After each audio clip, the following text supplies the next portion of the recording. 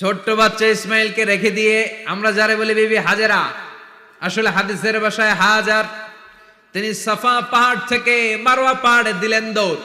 কোথায় পানি? পানি নাই। মরুভূমির বালির মধ্যে সূর্যের তাপ যখন পড়ে যায়, মরিচিকার মতো ঝলসানির একটা দৃশ্য ভেসে ওঠে, মনে হয় সাগরের পানি, আসলে পানি নাকি। তিনি সাফায় যায়, যে দেখে পানি নাই।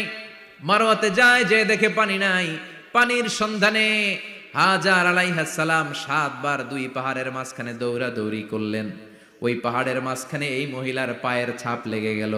এই দৌড়াদৌড়িটা আরশের উপর থেকে আল্লাহ এত সুন্দর উপভোগ করেছেন। আল্লাহর কাছে এই মহিলার দৌড়াদৌড়িটা এত ভালো লেগেছে, কিয়ামত পর্যন্ত সব হাজীদের জন্য এই জায়গায় দৌড়াদৌড়িটা আল্লাহ ওয়াজিব করে দিয়েছে। এই জায়গায় দৌড়াদৌড়ি না করলে হজ হবে না, উমরা হবে না। এই দৌড়াদৌড়িটা